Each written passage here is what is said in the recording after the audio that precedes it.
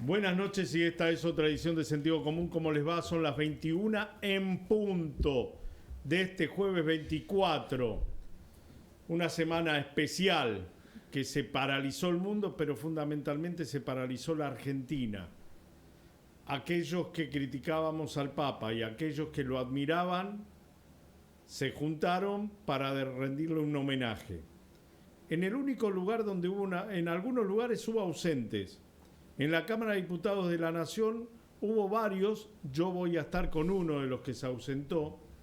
En la Cámara de Diputados de la provincia también hubo algún ausente, como el creyente evangelista Ramón Nene Vera, que no cree en la institución del Vaticano directamente, y coincidía con el Papa Milei, que lo trataba de el maligno, aunque ahora el Papa Milei viró como Cristina, hasta en eso se parecen, ¿vio?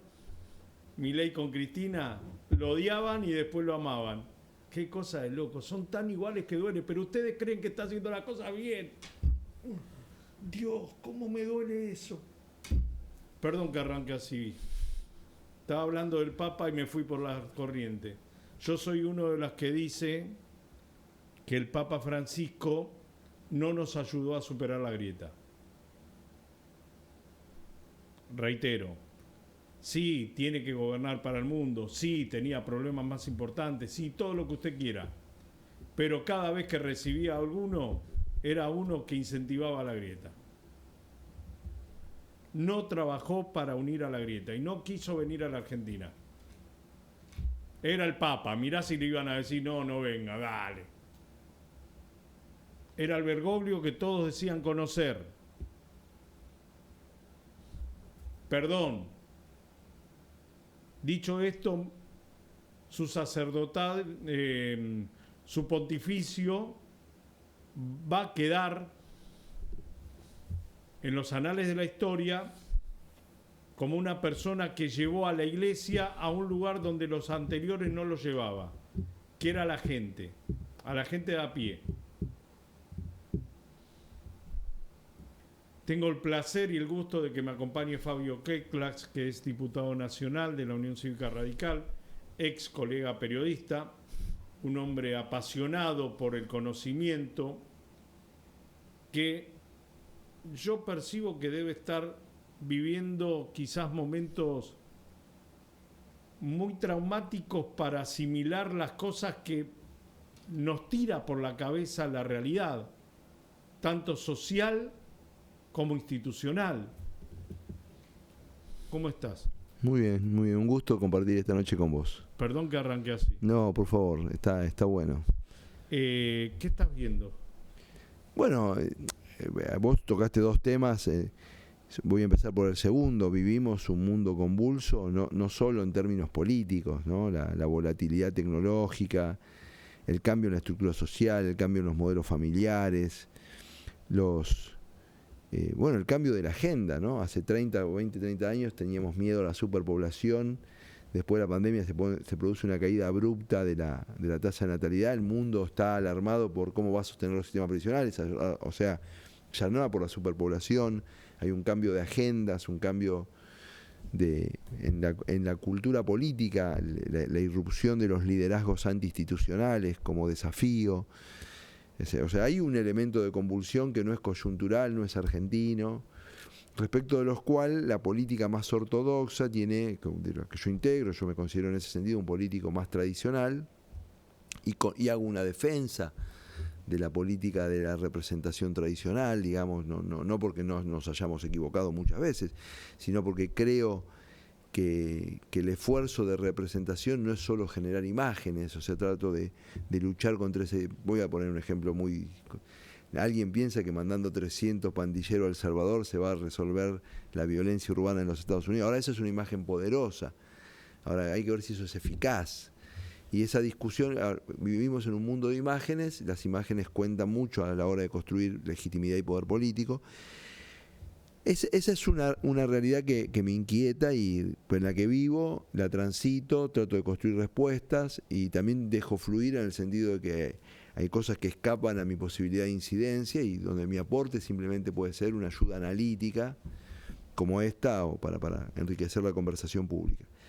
Respecto de lo primero, que es lo del Papa, yo en general tenía posiciones políticas distintas a las del Papa en muchos aspectos, pero en un aspecto sí le reconocía un valor, que él, así como lo dije recién, intentaba tener un liderazgo explicativo, o sea, el Papa explicaba sus posiciones, las defendía. En ese sentido ejercía un liderazgo pedagógico al interior de la Iglesia, con temas algunos, ha tomado riesgo en algunos temas delicados, como el tema de la homosexualidad, etcétera. Y sí, en una cosa no coincido con vos, es porque yo creo que hubo anteriores papas muy populares. O sea, Juan Pablo II fue muy popular, ni hablemos en el este, digamos que era como que Messi, vaya. Sí. Papas muy populares, Juan XXIII también, etcétera. O sea, no es el primer papa ni austero, ni el primer papa popular, ni mucho menos. Y hizo un pontificado que quizás para nosotros tiene un enorme valor como argentinos, pero que veremos su trascendencia también en el paso del tiempo, ¿no? Todo tiempo pasado fue mejor, porque hoy con Paulino sacábamos a un médico especialista que marcaba la crisis de la medicina en términos de facultativos en condiciones de atender en un hospital, que se van bajando brutalmente las experiencias en los hospitales por parte de aquellos estudiantes que están estudiando medicina, los pasantes, que ya no se consiguen cardiólogos, que ya no se consiguen pediatras, que ya no se consiguen generalistas. Pasa como todo, vas a un restaurante y ya no conseguís el mejor mozo. Pasa. ¿Qué nos pasa? ¿Por qué?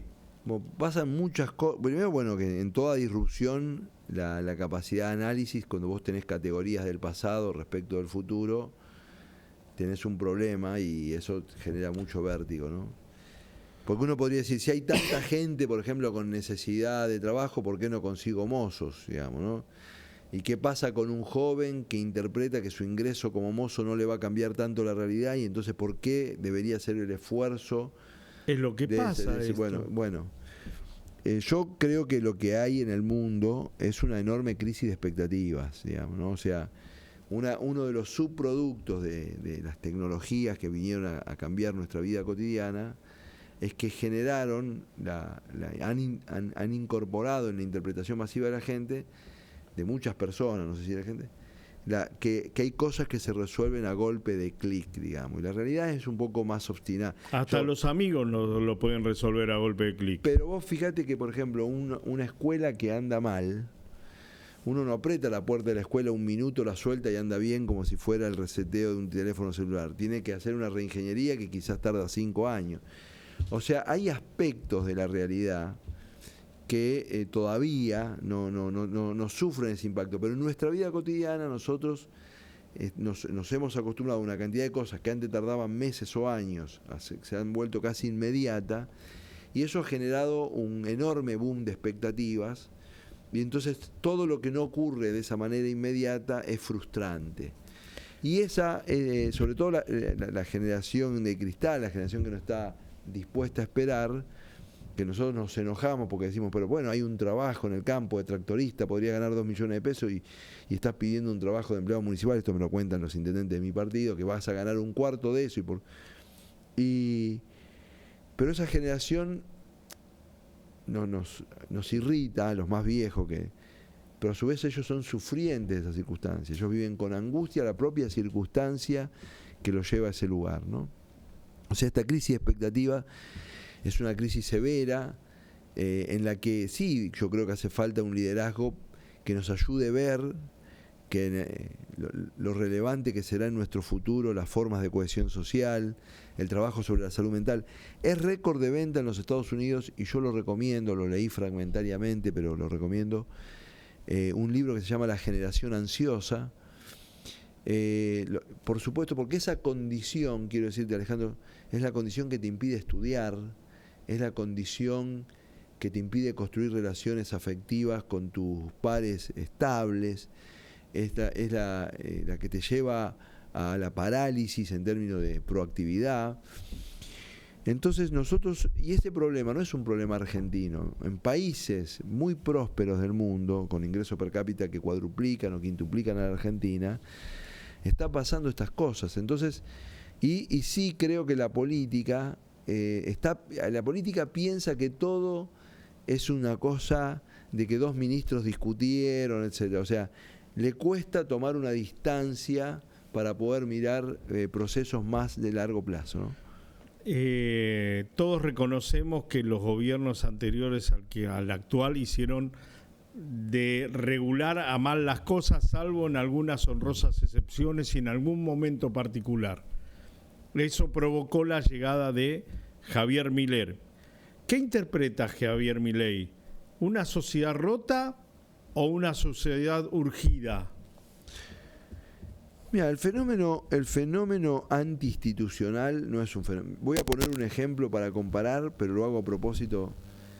Cuando Boris Johnson lidera el Brexit, tratando de convencer a la sociedad británica, y lo logra, de que el problema de la sociedad británica era estar en Europa, era muy evidente, porque lo puede entender cualquiera, que en la primera mitad del siglo XX el peor lugar para vivir en el mundo prácticamente era Europa, porque había persecuciones políticas, religiosas, matanzas, hambruna. Bueno, la Argentina se llenaba de europeos, ¿no?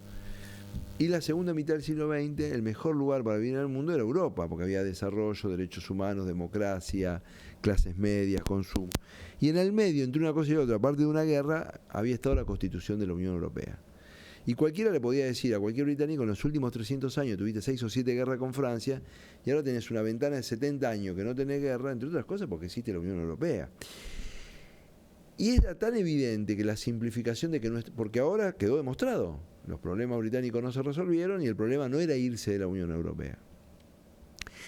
Pero ese pensamiento simplificado, tenemos un montón de problemas y conseguir un chivo expiatorio, que puede ser la Unión Europea, la Corte Suprema de Justicia, el Banco Central, o la Agencia Migratoria, según el país que te toque, tiene mucho arraigo, porque hay una vocación del ser humano de tiempos inmemoriales de muchas veces hacer borrón y cuenta nueva y empezar de cero.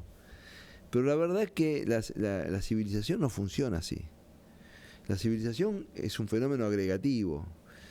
Entonces, Milei unió dos grandes denuncias, digamos, que pesaron sobre el sistema político argentino, reales, ¿no? Una denuncia es el Banco Central, digamos, que fue el símbolo, ¿no? El Banco Central, manejado por políticos, lo que hace que te roba tu ahorro porque imprimen, se endeudan, etcétera, etcétera.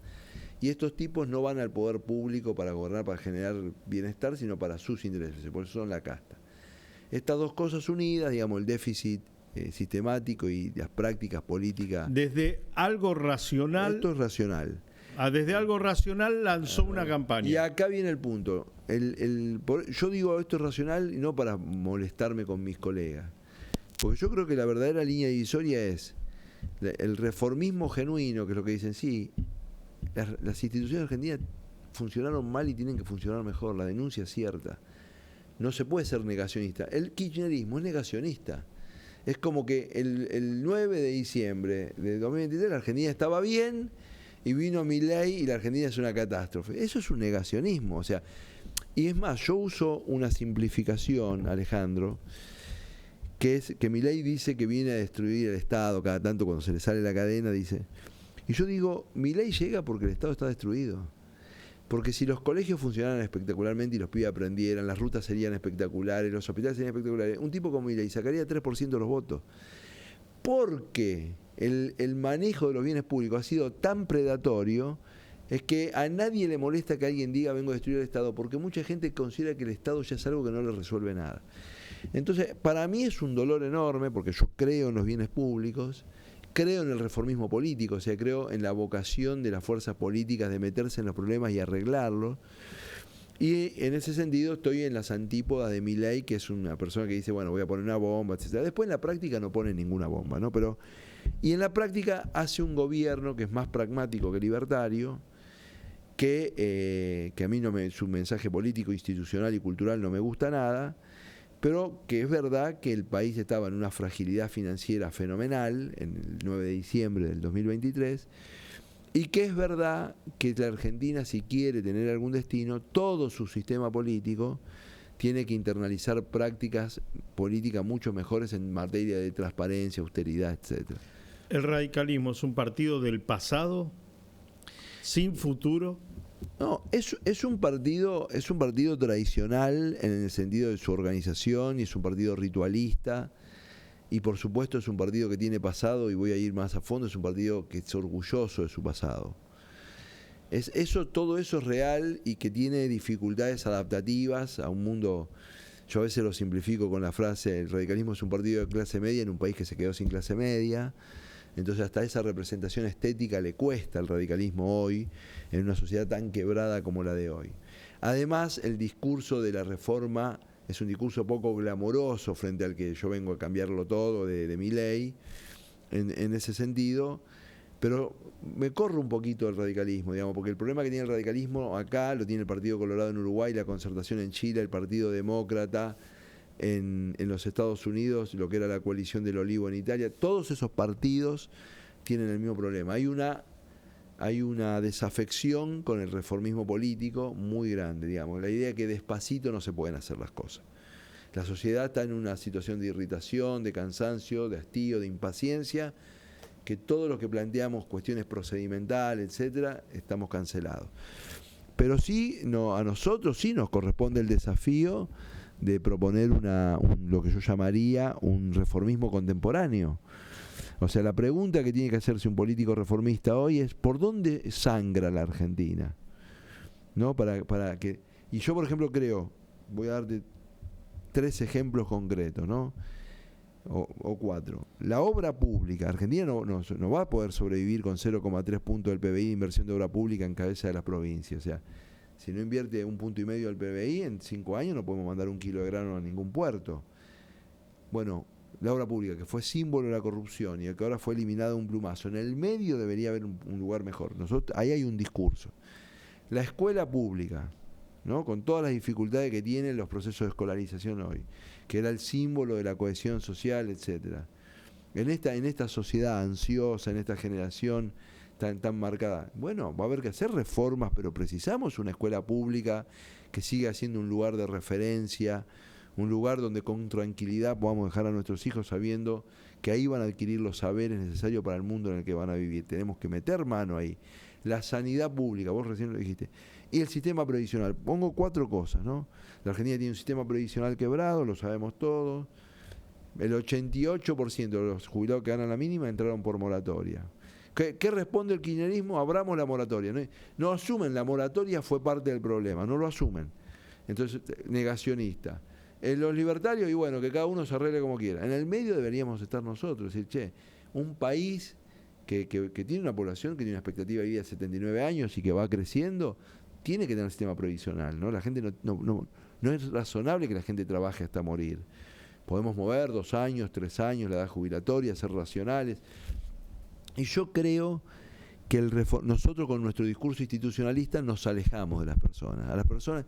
La Argentina sangra por estas cosas, que son muy concretas. Y yo le agregaría una más, que es el tema de la salud mental en un sentido amplio: adicciones, problemas de sueño, ludopatía, disfunciones alimentarias, problemas, trastornos de ansiedad, etcétera, que hoy ya prácticamente no hay ninguna familia que no tenga, y por suerte está saliendo del closet ese tema.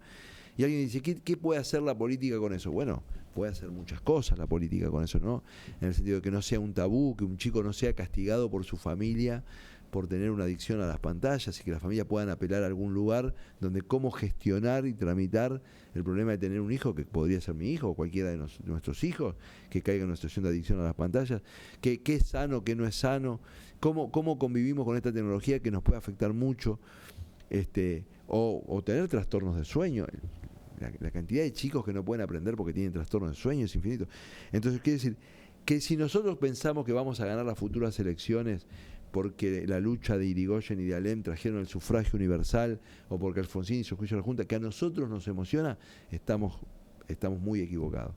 Si nosotros vamos a ganar el futuro es porque desafiamos los problemas del presente. Fabio, gracias por este tiempo. No, gracias a vos. Gracias por esta presencia. Para mí es un gusto. Hacía rato que no hablábamos y tenía mucho tiempo hacía que quería traerte para hablar de estas cosas. Nos quedaba medio programa más en el tintero. Volveremos. Y nos comeremos un asado. Bueno, dale. Perfecto. Dale. Un instante, continuamos con Sentido Común.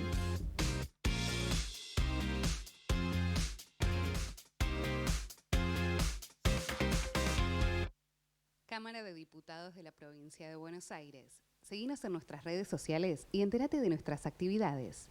Encontranos en X como @HCDiputados, en Instagram, Facebook, YouTube y TikTok como Diputados BA. También podés visitar nuestra página web y suscribirte a nuestros canales de difusión en WhatsApp y Telegram. En Tigre construimos educación. Durante el verano ampliamos y renovamos escuelas en todo el distrito. Más aulas, bibliotecas y espacios de aprendizaje para que cada estudiante tenga un mejor lugar para aprender.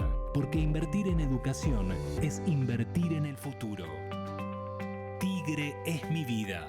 Tigre, municipio. Ojos en Alerta es una herramienta de seguridad que conecta a los vecinos con el Centro de Operaciones Municipal para prevenir delitos en tiempo real. Ojos en Alerta viene a cambiar la seguridad en San Isidro. Vamos a vivir más tranquilos y lo vamos a lograr juntos. San Isidro Seguro. San Isidro Municipio.